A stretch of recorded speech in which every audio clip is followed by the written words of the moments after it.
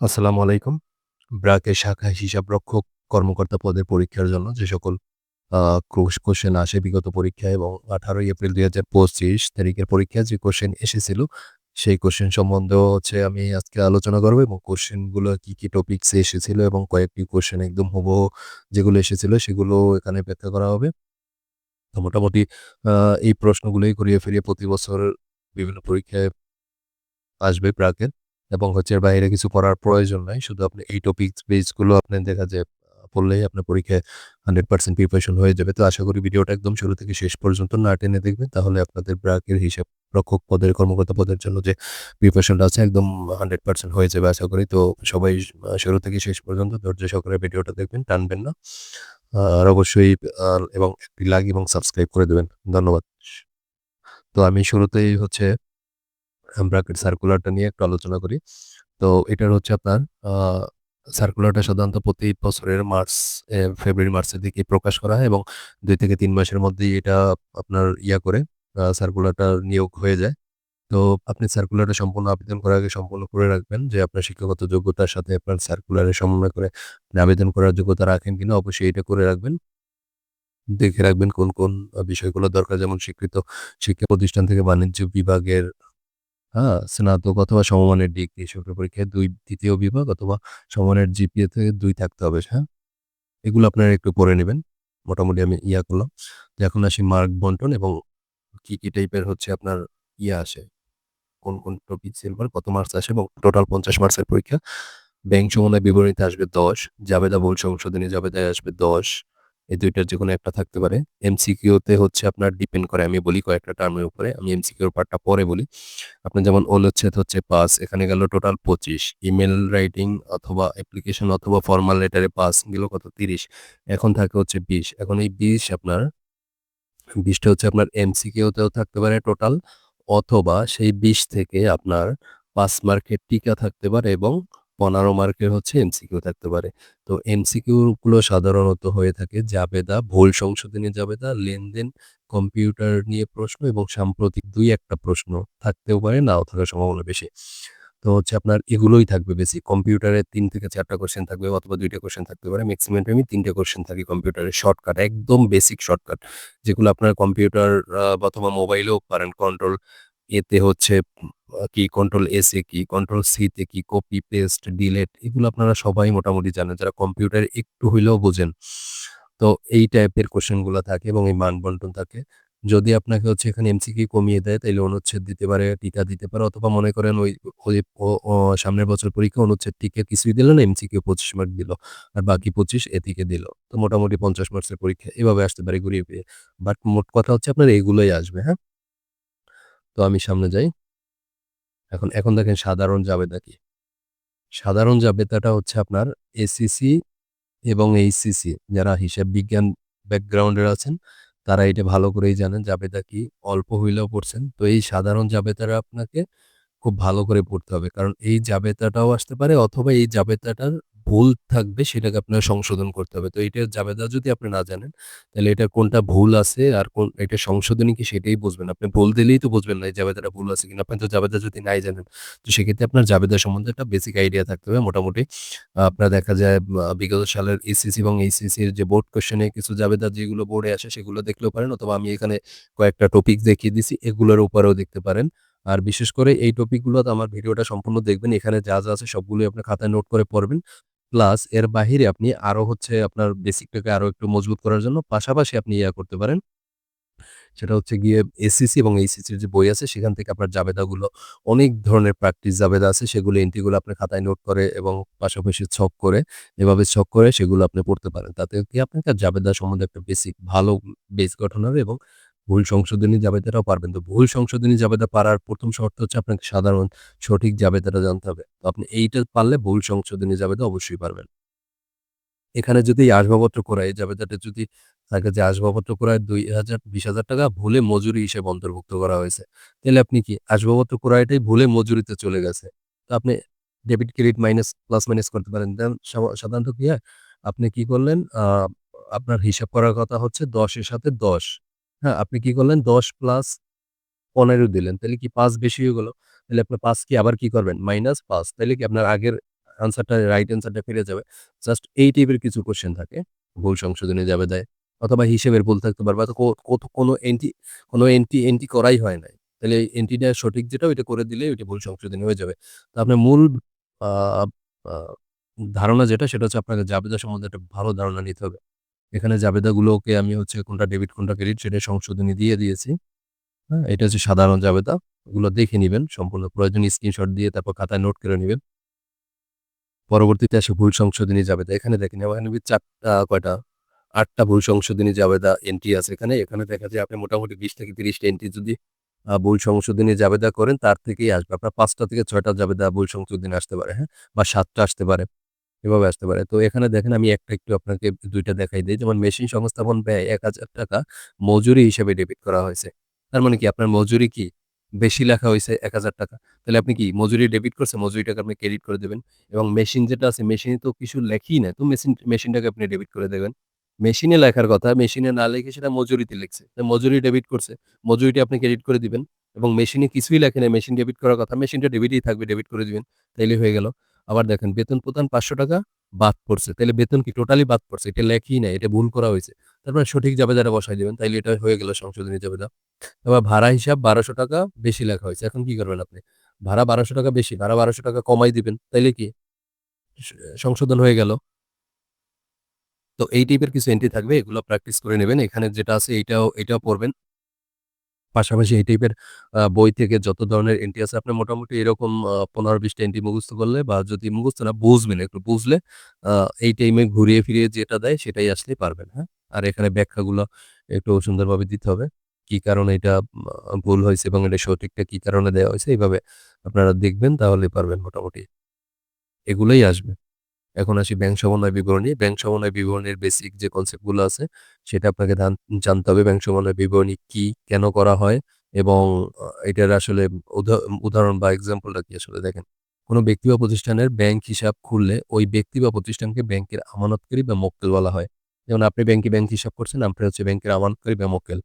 এখন কোনো নির্দিষ্ট কারণে নির্দিষ্ট দিনে লেনদেনের নগদান বহি এবং ব্যাংক বিবরণীর যে উদ্ধৃত বা যোগফল এটা এক হওয়ার কথা। যদি ব্যাংকের হিসাব এবং আপনার হিসাবে ২ টার গড়মিল হয়, যেমন ব্যাংকে টাকা ১০,০০,০০০ বেশি আছে, আপনার হিসাবে ১০,০০,০০০ কম আছে। তার মানে গড়মিল। এই গড়মিলটা কোথায় সেটা খুঁজে বের করতে হবে এবং খুঁজে বের এই গড়মিলটা সঠিক করতে হবে। এটা হচ্ছে ব্যাংক সমন্বয় বিবরণী। এখানে কিছু উদাহরণ দিয়ে দিয়েছে। এই উদাহরণটা যেমন ৳৮,০০০ র চেক ইস্যু করা হয়, যার সাথে নগদান বইতে দেখানো হলো কিন্তু উপস্থাপিত না হওয়ার জন্য ব্যাংক বিবরণীতে দেখালো না। ফলে নগদান বই ব্যাংক বিবরণীর মধ্যে গড়মিল দেখা গেল। এই গড়মিলটাই মূলত আপনার সংশোধন করার জন্যই ব্যাংক সমন্বয় বিবরণী করা হয়। তো এখানে ওই যে ইয়াগুলো আছে এগুলো আপনারা একটু দেখলে আপনার ব্যাংক সমন্বয় বিবরণী কি, কেন করা হয় এটা একটা আইডিয়া পাবেন। এটা অবশ্যই দেখে নিবেন। এখন আমি এখানে ৪ টা সূত্র আপনাকে দেখাই। এই সূত্রগুলো একটু ভালো করে মুখস্থ করবেন। বুঝে মুখস্থ করবেন তাহলে আপনি হচ্ছে ব্যাংক সমন্বয় বিবরণীর আ যে জেরেই আসুক সেটাই পারবেন। যেমন আপনাকে ব্যাংক সমন্বয় বিবরণী করতে বলা হলো, নগদান বই অনুযায়ী ব্যাংক জমার উদ্বৃত্ত ৳১০,০০০ এইটার ব্যাংক সমন্বয় বিবরণী করো এত তারিখে জনাব রহিম সাহেবের। তো আসলে কিভাবে করবেন বুঝবেন না। এই সূত্রটা যদি মুখস্থ করেন তাইলে ১ মিনিটে আপনার ঝটপট করে সব অ্যান্সার করে দিতে পারে। যেমন নগদান বইয়ের যে ব্যাংক জমা, এইটা যদি থাকে তাহলে ব্যাংকে যদি টাকা বেশি থাকে তাইলে প্লাস করবেন, ব্যাংকে কম থাকলে মাইনাস করবেন। আবার যদি পাসবই অথবা ব্যাংক বই অনুযায়ী ব্যাংক জমাতে অতিরিক্ত থাকে তাইলেও প্লাস করবেন। ব্যাংকে বেশি থাকলে প্লাস, কম থাকলে মাইনাস। আপনি সব ব্যাংকের হয়েই করবেন। ব্যাংকের মতো হওয়ার চেষ্টা করবেন। যে আপনি ব্যাংকে কপি করবেন। ব্যাংক কি করতেছে সেইভাবেই আপনি করবেন। আপনি ব্যাংক হওয়ার চেষ্টা করবেন। সেভাবে আপনার করতে হবে। যেমন নগদান বই অনুযায়ী ব্যাংক জমার অতিরিক্ত বেশি থাকলে মাইনাস, কম থাকলে প্লাস। এখন এই নগদান বই অনুযায়ী ব্যাংক জমা এবং নগদান বই অনুযায়ী ব্যাংক জমার অতীত এই ২ টা টার্ম দিয়েই যদি আপনাকে বলা হয় উভয় জের করতে হবে, তাইলে আপনি কি করবেন? একদম সিম্পল এইটা যে ছক যেভাবে করলেন আমি ছকটা সামনে দেখিয়ে দিতেছি। এই ছকটার বিপরীতধর্মী এটা করলে যেমন এইটার যোগের যে অংশগুলো নিয়েছেন এটার সেই অংশগুলো আপনি বিয়োগে বসায় দিবেন। আবার এইটার যেটা বিয়োগে করছেন এটা সেটা যোগে। জাস্ট একদম অপোজিট করে দিলেই হবে। আবার এই যে এইটা এটা যেভাবে দেওয়া আছে, এইটা সেটার অপোজিট করে দিলেই এইটা হয়ে যাবে। মানে এটা প্লাস, এটা মাইনাস, এটা প্লাস এভাবে উল্টা হবে। তো এই ৪ টা সূত্র আপনি মুখস্থ করলে আপনার ব্যাংক সমন্বয় বিবরণী পারবেন। আর এন্ট্রি গুলো যদি একটু বেসিক আপনার আইডিয়া থাকে। তো আমরা পরবর্তীতে যাই। এই দেখেন এখানে একটা ব্যাংকের সমন্বয় বিবরণী আছে। দেখেন আমি এটার কয়েকটা এন্ট্রি একটু দেখাই দেই। যেমন এখানে আছে ৩১ মার্চ ২০১৮ তারিখে জনাব জাহিনের হিসাব বই থেকে নেওয়া একটা হিসাব। নগদান বই অনুযায়ী ব্যাংক জমা ৳৮,০০০। এই ১ নাম্বার এন্ট্রিতে অথবা এখানে কোনো নাম্বারও না থাকতে পারে। এই ১ম একটা কথার মাধ্যমে আপনি জানতে পারবেন এটা আপনি কোন হিসাবে করবেন। আপনি ব্যাংক জমা করবেন, নগদান বই অনুযায়ী করবেন, জমা অতিরিক্ত করবেন না কি করবেন? সেটি আপনার ১ম হিসাবেই এখানে পাবেন। যেমন নগদান বই অনুযায়ী ব্যাংক জমা। এই টার্মটা আপনার একদম ১ম ক্রেডিট সাইডে সরাসরি ক্রেডিটে চলে যাবে ১ম টাকাটা। পরবর্তীতে আপনার হিসাবের সাথে মিলাই দেবে। কি লেখা আছে এখানে? জমাকৃত চেক যা ব্যাংকে ক্রেডিট করেনি ৳১৫০০। ৳১৫০০ ব্যাংকে ক্রেডিট করেনি। তার মানে কি? আপনার ব্যাংক থেকে ওই টাকাটা এখনো কি? মাইনাস হয়ে গেছে। ক্রেডিট করেনি মানে কি? প্লাস হয়নি। তাইলে মানে মাইনাসে আছে আপনার ব্যাংক। আপনি জমাকৃত চেক আপনার ব্যাংকে একটা ৳১৫০০ চেক জমা দিছেন। ব্যাংক কি করছে? টাকাটা আপনার অ্যাকাউন্টে কি করে নাই? এখনো তোলে নাই। তাহলে আপনার ব্যাংকে টাকা কি কম আছে না বেশি আছে? কম আছে। তার মানে এটা মাইনাস। আবার ইস্যুকৃত চেক যা ব্যাংকে উপস্থাপিত হয়নি। আপনি কি করছেন? ৳৩৭৫০ র একটা চেক ব্যাংকে কি পাঠাই দিছেন। এটা কি ব্যাংকে উপস্থাপন করেন নাই। আপনি যে গ্রাহককে দিয়ে পাঠাইছেন সে টাকাটা তোলেই নাই। না তোলার কারণে ব্যাংকে কি টাকাটা বেশি আছে না? তাইলে বেশি থাকলে কি? প্লাস হওয়ার কথা প্লাস এবং কম থাকলে মাইনাস। যেহেতু আপনার ব্যাংকে বেশি আছে তাইলে ব্যাংক কি? প্লাস। আবার জমাতিরিক্ত সুদ নগদান বইতে যা ৳১০০ লেখা হয়নি। আপনার কি জমাতিরিক্ত ব্যাংক সুদ কেটে নিয়েছে। এটা কি? আপনার টাকাটা ব্যাংক থেকে কমে গেছে। এই যে ৳১০০ মাইনাস হয়ে যাবে। আর ব্যাংক চার্জ করছে কি ৳২৫। ব্যাংক সুদ চার্জ করছে, হ্যাঁ? আপনার ৳২৫ এর নগদান বইতে আপনি লিখেন নাই। তাইলে কি ব্যাংক থেকে মাইনাস হয়েছে, ব্যাংকে ৳২৫ কম আছে। তারপর ব্যাংক কর্তৃক বিনিয়োগের সুদ আদায়। আপনি ব্যাংকের টাকার উপরে আ ব্যাংক বিনিয়োগ করছে আপনার টাকার উপরে, সুদ পাইছেন আপনি। তাইলে আপনার অ্যাকাউন্টে টাকাটা কি জমা হবে? তার মানে আপনার অ্যাকাউন্টে টাকাটা বাড়বে। তাইলে বাড়লে কি আপনার অ্যাকাউন্টে প্লাস হবে। আপনি অবশ্যই এখানে যোগ বিয়োগ করার সময় কোন এন্ট্রিটা যোগে যেন বিয়োগ যায় সেই এন্ট্রিটা সামনের ব্র্যাকেটে দিয়ে লিখবেন অথবা পিছনের ব্র্যাকেট দিয়ে লিখবেন। যেমন এখানে ৩ নাম্বার, ৬ নাম্বার এন্ট্রিগুলো গেছে এগুলো অবশ্যই লিখবেন। এগুলো দেখলেই স্যার বুঝতে পারবেন। পরবর্তী দেখেন ব্যাংক কর্তৃক জীবন বীমার প্রিমিয়াম প্রদান ৳৩০০। আপনার ব্যাংক থেকে ৳৩০০ নাই হয়ে গেছে। জীবন বীমার প্রদান পাঠানো হয়েছে। তাহলে ব্যাংক থেকে মাইনাস হয়ে গেছে। মাইনাস হলে কি কমবে। ব্যাংকে কম থাকলে আপনার কি কমবে। তাইলে এখন দেখেন যোগের যে টাকাগুলো আছে এখানে প্লাস এন্ট্রি করে এখানে যাবে এবং এটা থেকে এটা মাইনাস করে এখানে টাকাটা আসবে। পরে বিয়োগের সেম টাকার এই সম্পূর্ণ টাকাটা যোগ করে এখানে আসবে। এই টাকাটা আপনি ব্র্যাকেটে দেখিয়ে দিবেন। এটা মাইনাস ফিগার। এই টাকাটা থেকে এই টাকাটা মাইনাস হবে। অথবা এখানে লেখা আছে যোগ বিয়োগ সমস্যা নাই। কিন্তু তারপরেও এখানে মাইনাস দিয়ে দিবেন। মাইনাস দেওয়ার পর যে টাকাটা থাকবে এই টাকাটা এই যেখানে এন্ট্রিটা লেখছে ঠিক এটার বিপরীত এন্ট্রিটা হবে এই টাকাটা। যেমন এখানে আছে নগদান বই অনুযায়ী ব্যাংক জমা, এখানে হচ্ছে ব্যাংক বিবরণী অনুযায়ী ব্যাংক জমা। ঠিক আছে? এখানে থাকবে। তো এইটা হচ্ছে মোটামুটি ব্যাংক সমন্বয় বিবরণী। এখানে আরো কিছু এক্সাম্পল দেখানো হয়েছে। আপনারা এগুলো করে নিবেন। এখানে একটা এক্সাম্পল দেওয়া হয়েছে। এগুলো দেখে নিবেন। বুঝতে সমস্যা হলে অবশ্যই কমেন্টস করবেন। আমি কমেন্টসে আপনাদের বিস্তারিত একদম আলোচনাতে কোনো এন্ট্রি যদি আপনার বুঝতে সমস্যা হয় সেটা আপনি স্ক্রিনশট দিয়ে অথবা লিখে আমার কমেন্টে জানাবেন। আমি সেটা করার চেষ্টা করব। পরবর্তীতে দেখেন এখানে আরেকটা দেয়া আছে। আমি একটা অতিরিক্ত এটা হচ্ছে কি এত টাকা ব্যাংক জমা অতিরিক্ত এই দেখেন। এটা হচ্ছে জমা অতিরিক্ত, হ্যাঁ? তো আমি যেটা আগে দেখাইছিলাম। জমা অতিরিক্ত হলে কি হবে? আপনারা ৪ টা সূত্র মনে রাখবেন। তাইলেই ৪ টা সূত্রের কোন সূত্রের মধ্যে এই অঙ্কটা পড়ে, সেই সূত্রটা এখানে এপ্লাই করবেন। পরবর্তীতে যাই। একটা আছে জমা অতিরিক্ত। তাহলে জমা অতিরিক্ত সূত্রটা কি? কোনটা করছিলাম আমরা? ব্যাংক জমা অতিরিক্ত সূত্র। আবার একটু সূত্রতে যাই। এই যে নগদান বই অনুযায়ী নাকি ব্যাংক বই অনুযায়ী? ওখানে অবশ্য মনে হয় নগদান বই অনুযায়ী ব্যাংক জমা। তাহলে কি মাইনাস হবে? ব্যাংকে বেশি থাকলে মাইনাস, কম থাকলে প্লাস। তাহলে এইটা হবে।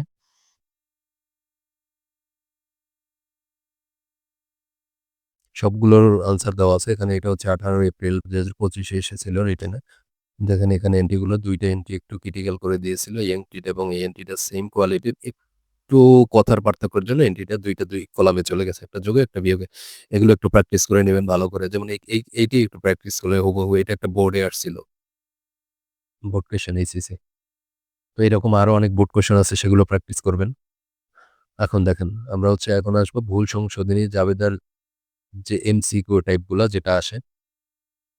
তো এমসিকিউ গুলো আসলে এভাবেই আসে যেমন একটা যন্ত্রপাতি সংস্থাপন ব্যয় ৳১০,০০০ মজুরি হিসেবে অন্তর্ভুক্ত করা হয়েছিল। ১ম এ যে আপনাকে সংশোধনী জাবেদা দেখাইছিলাম সেইম একটা এন্ট্রি। এখানে কি করা হবে? এটার মজুরি হিসেবে অন্তর্ভুক্ত করা হয়েছে, তাই না? তাহলে এটা সঠিক জাবেদা কি হিসেব যন্ত্রপাতি হিসাব ডেবিট, মজুরি হিসাব ক্রেডিট। মজুরি অন্তর্ভুক্ত করা হয়েছিল কোথায়? মজুরি। মজুরি ডেবিট করছেন। তার মানে মজুরিটা ক্রেডিট করে দিবেন। আপনার কথা ডেবিট করার কথা ছিল যন্ত্রপাতি। আপনি যন্ত্রপাতি ডেবিট করেন নাই। তাইলে আপনি এখন ডেবিট করে দিবেন। আর ভুলে মজুরির মধ্যে অন্তর্ভুক্ত করেছেন। তাইলে মজুরি বিয়োগ করে দিবেন, মাইনাস করে দিবেন, ক্রেডিট করে দিবেন ৳১০,০০০ তাইলে আপনার একটা সংশোধনী জাবেদা হয়ে গেল। এভাবে আসবে। এভাবে দেখা যায় ৩ টা ৪ টা সংশোধনী জাবেদা দিল। তারপরে হচ্ছে আপনার ৪ টা কম্পিউটার দিল। একটা হচ্ছে আপনার সাধারণ বা সাম্প্রতিক কোয়েশ্চেন দিল। ২ টা ইংলিশ দিল। একটা সাধারণ একটা প্রিপোজিশন আর্টিকেল দিল। হ্যাঁ? আপনার এগুলোই আসবে, হ্যাঁ? এগুলো আসলেই পারবেন। আপনার এগুলোর উপরে ভুল সংশোধনের জাবেদা ফোকাস দিলে আপনার এগুলো হয়ে যাবে। প্লাস থাকলো কম্পিউটার। আমি সামনে কম্পিউটার সম্বন্ধে আলোচনা করতেছি। এই যে কম্পিউটার রিলেটেড কি কোয়েশ্চেন আসে? কন্ট্রোল এ, কন্ট্রোল সি, এক্স, কাট, ব্লাস্ট। এখানে control A is equal to কি? কি হয়? এখানে সিলেক্ট অল, পেস্ট, কপি এরকম ৪ টা অপশন থাকবে। তাহলে কন্ট্রোল এ থেকে সিলেক্ট অল আপনি এটার উপর টিক দিবেন। অথবা আসলো আ কম্পিউটারে সিলেক্ট অল কোন শর্টকাটের মাধ্যমে সেটা করা হয়। এখানে দিল কন্ট্রোল এ, কন্ট্রোল সি, কন্ট্রোল এক্স আপনি কন্ট্রোল এ তে ক্লিক করলেন। এভাবে আসবে, হ্যাঁ? যেমন আন্ডু করা হয় কিসের মাধ্যমে? Control Z, control B, control E এরকম ৪ টা অপশন দিলে আপনি এটা সেটা সঠিক, এটা টিক চিহ্ন দিবেন। এভাবে আরো কিছু শর্টকাট আছে যেগুলো দেখে নিবেন বেসিক শর্টকাট গুলা। এই যে ফাংশন কি কয়টা আসতে পারে? যেমন ফাংশন কি হচ্ছে ১২ টা। এখন কোনটার কি কাজ, হ্যাঁ? ফাংশন 2 কাজ কি? ফাংশন 3 এর কাজ কি? ফাংশন 4 চিপ দিলে মানে ট্র্যাপ করলে কি হয়? এই জিনিসগুলো আপনি একটু দেখে নিবেন। এরকম আরো অনেক শর্টকাট কি আছে আপনারা Google এ সার্চ করলেও পাবেন। এগুলো ঘুরিয়ে ফিরিয়ে বিভিন্ন পরীক্ষায় সাধারণত আসে। এবার আসি আমরা বাংলায় হচ্ছে অনুচ্ছেদ এবং অ্যাপ্লিকেশন কি আছে? দেখেন অনুচ্ছেদ আসতে পারে সড়ক দুর্ঘটনা, বাংলাদেশে মুক্তিযুদ্ধ, পরিবেশ দূষণ, তারপর আসতে পারে আর্থসামাজিক উন্নয়নে এনজিওর ভূমিকা কি? অথবা আরো আসতে পারে ধরেন নারী ক্ষমতায়নে বা নারীর উন্নয়নে ব্র্যাক এনজিওর ভূমিকা কি? অথবা আসতে পারে আপনার ধরেন ক্ষুদ্র কুটির শিল্পে ব্র্যাক এনজিওর ভূমিকা কি? অথবা ক্ষুদ্র কুটির শিল্প মাইক্রো ফাইন্যান্স এর অবদান কি, ভূমিকা কি? এরকম আসতে পারে, হ্যাঁ?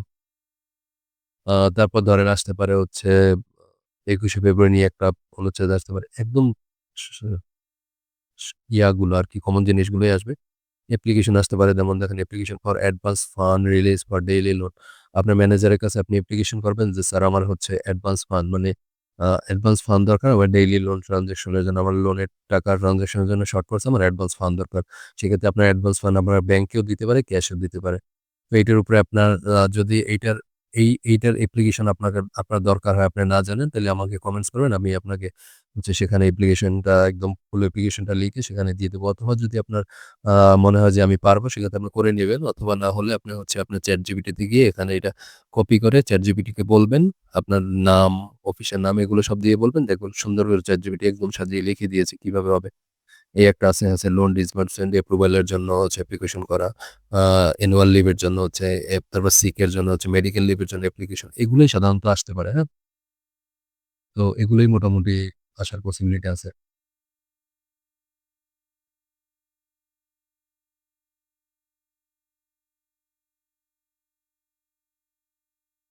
আচ্ছা, এর বাহিরে হচ্ছে আপনার যেমন ইমেইল, হ্যাঁ? এইটি ইমেইল আসতে পারে। যেমন আপনার অ্যাডভান্স লোন লাগবে। এই এই পার্সপেক্টিভ এ আপনি আপনার সিনিয়র অফিসারের কাছে, সিনিয়র ম্যানেজারের কাছে একটা ইমেইল করেন যে আপনার অ্যাডভান্স লোন লাগবে। তো আপনি এটার উপর ইমেইল করবেন। আমি ২ টা ফরমেটই আপনাকে দেখিয়ে দিচ্ছি। আবার আপনার অ্যাপ্লিকেশন ফর মেডিকেল লিভ আপনার সিনিয়র অফিসের অফিসে নাই। তার কাছে আপনি মেইল করবেন। কিভাবে? যে আমার হচ্ছে মেডিকেল লিভ দরকার। তাইলে আপনাকে তাকে ইমেইল করে দিলেন। অ্যাপ্লিকেশনটাই আপনি ইমেইল করে দিবেন। অ্যাপ্লিকেশন ফরমেটের জায়গায় আপনি একটা পেজে লিখলেন, সেটার একটা ফরমেট থাকে। সেইম জিনিসটি আপনি ইমেইল আকারে লিখে দিলেন। তাহলে ২ টা ফরমেটেই সেইম জিনিস। আপনি শুধু একটা অ্যাপ্লিকেশন ফরমেট, একটা ইমেইল ফরমেট। তো অ্যাপ্লিকেশন লিখলে আমরা ডেট টু ম্যানেজার জাস্ট এই ফরমেটে লিখতে হবে। আর ভিতরে কথাগুলো আপনার একই থাকবে। তো জাস্ট এগুলো চেঞ্জ করলে আপনার এটা ইমেইল হয়ে যাবে। তো ইমেইলের উপরে কি চেঞ্জ করতে হবে? দেখেন কিছুই না। শুধু এখানে টু দিয়ে একটা ইমেইল ডট দিয়ে লিখে দিবেন। আর হচ্ছে সাবজেক্ট আ ডিয়ার সিনিয়র ম্যানেজার, হ্যাঁ? বা যার নাম ওইটা লিখে দিবেন। তারপর এখান দিয়ে আপনার ইমেইলটা শুরু করবেন। ওখানে অ্যাপ্লিকেশনেও যা আছে ইমেইলেও সেইম জিনিসগুলোই থাকবে, হ্যাঁ? আর নিচে বেস্ট রিগার্ডস নেম থাকবে, ডেজিগনেশন ডিপার্টমেন্ট আর কনট্যাক্ট ইনফরমেশন। তো এটা হচ্ছে ইমেইল, ওইটা হচ্ছে আপনার অ্যাপ্লিকেশন ফরমেট। ঠিক আছে? এটা হচ্ছে টিকা। আপনাকে শুরুতে বলছিলাম টিকা দিতে পারে, না দিতে পারে। যদি দেয় এগুলোর উপরে দিবে। হ্যাঁ? যেমন হিসাব বিজ্ঞান কাকে বলে, হিসাব সমীকরণ কি, ডেবিট নোট কি, ক্রেডিট নোট কি এগুলো আসবে। এখন দেখেন আপনি হিসাব রক্ষক কর্মকর্তা। তো আপনাকে সাধারণত এই টাইপেরই টিকা দিবে, হ্যাঁ? এগুলোরই টিকা দেবে। যেমন মৌলিক সমীকরণ কি, হ্যাঁ? হিসাব বিজ্ঞানের সমীকরণ কয়টা? হিসাব সমীকরণের এলিমেন্ট কয়টা? এলিমেন্ট হচ্ছে এই ৩ টা। যদি প্রশ্ন আসে হিসাব সমীকরণের এলিমেন্ট কয়টা? তাইলে আপনার এই ৩ টা হচ্ছে এলিমেন্ট। এটার ব্যাখ্যাটাও দিয়ে দিবেন। যদি আপনার ব্রিফ আসে, টিকা আসে। তো তো এগুলোর উপরেই আসতে পারে। আপনি এগুলো নিয়ে একটা আইডিয়া নিয়ে গেলে এগুলোর মধ্যে দিয়ে টিকে আসতে পারে। এর বাহিরে হয়তো নাও আসতে পারে। সম্ভাবনা আছে যদি টিকে আসে এগুলোই আসবে, হ্যাঁ? আর হচ্ছে আপনার এগুলো আপনার পড়ে রাখলে আপনার ভাইভাতেও এগুলো কাজে লাগবে। আর যেহেতু আ আমি বলেছিলাম যে এক ভিডিওর মধ্যে মোটামুটি আপনারা সব পাবেন। তো এই ভিডিওতে আপনারা একদম A to Z পরীক্ষার জন্য যা আসতে পারে এবং যা আসবে দেখা যায় এই ভিডিওটা থেকেই আপনার ২০ মার্কস কমন পড়ে যেতে পারে, ২৫ মার্কস কমন পড়ে যেতে আশা করি পড়বে। তো আপনারা এগুলোর পাশাপাশি বিভিন্ন বই আছে যে অ্যাকাউন্টিং, এসএসসির অ্যাকাউন্টিং বইটা একটু ঘাটাঘাটি করবেন। পিডিএফ পাওয়া যায় অনলাইনে অনেক। সেখান থেকে ডাউনলোড করে আপনার পড়বেন বইটা। পড়লে মোটামুটি আপনার যেমন কি ব্যাংক সমন্বয় বিবরণী, জাবেদা, বই সংশোধনী জাবেদা, তারপরে এই যে সংজ্ঞাগুলো আছে প্রত্যেকটা সাবজেক্টের প্রত্যেকটা অধ্যায়ের শুরুতেই সংজ্ঞাগুলো থাকে। বেসিক কিছু সংজ্ঞা। এগুলো মুখস্থ করবেন। এগুলো সম্বন্ধে একটা আইডিয়া নিবেন তাইলে মোটামুটি পারবেন, হ্যাঁ? তাইলে আশা করি পরীক্ষায় আপনারা একদম ৫০ মার্কসের অ্যান্সার করে আসতে পারবেন এবং আশা করি পরীক্ষায় টিকবেন। তো মোটামুটি এই জিনিসগুলাই আজকে পরীক্ষার জন্য আপনার প্রিপারেশন এর জন্য থাকলো এবং পরবর্তীতে হচ্ছে আপনার ভাইবার জন্য যে জিনিসগুলো আ আ আমি বলেছিলাম যে দিব সেগুলো হচ্ছে আগামী হয়তো ১ সপ্তাহের মধ্যে আপনার ভাইবার প্রিপারেশন এর জন্য সম্পূর্ণ যে কোয়েশ্চেন গুলো আসে সেগুলো আমি একদম A to Z সম্পূর্ণ দিয়ে দেব। যেগুলো পড়লেই মোটামুটি আপনার ভাইবার জন্য হয়ে যাবে প্রিপারেশন। তো আশা করি ভিডিওটা আপনাদের সবারই খুব কাজে দিবে এবং ভিডিওটা ভালো লাগলে অবশ্যই লাইক, কমেন্টস করবেন এবং সাবস্ক্রাইব করে রাখবেন। পরবর্তীতে আরো যে ভিডিওগুলো দেব সেগুলো পাওয়ার জন্য আমি সামনে সপ্তাহখানেকের মধ্যেই আপনাদের হচ্ছে একটা ভাইবার জন্য যে কমপ্লিট গাইডলাইন এবং ভিডিওগুলো আছে সেগুলো আমি দিয়ে দেব। আশা করি সেখান থেকে আপনাদের ভাইবা খুব সহকারী হবে এবং হচ্ছে আপনারা অবশ্যই সাবস্ক্রাইব করে রাখবেন এবং কোনো কিছু জানার দরকার হলে কমেন্ট সেকশনে জানাবেন। আমি সেখানে অ্যান্সার করার চেষ্টা করব এবং প্রতিনিয়তই আপনাদের জন্য বিভিন্ন ধরনের জব সার্কুলার এবং বিভিন্ন ধরনের জবের পরীক্ষার কোশ্চেন সম্বন্ধে মোটামুটি এখানে আলোচনা করার চেষ্টা করব। এনজিও রিলেটেড আ হচ্ছে বা অন্যান্য যেকোনো রিলেটেড কোশ্চেন এখানে আলোচনা করার চেষ্টা করব। তো মোটামুটি এটাই ছিল আজকের আপনাদের জন্য ভিডিও। পরবর্তীতে আমি ভাইবার জন্য একটা পূর্ণ ভিডিও তৈরি করব। সেখানে আপনার A to Z ভাইবার কোশ্চেন, আ ভাইবার উম আ ফ ফ ফর্মালিটি সম্বন্ধে সবকিছুই থাকবে। তো আশা করি ভিডিওটা ভালো লাগছে। সবাই লাইক, শেয়ার করবেন এবং অবশ্যই সাবস্ক্রাইব করতে ভুলবেন না। ধন্যবাদ।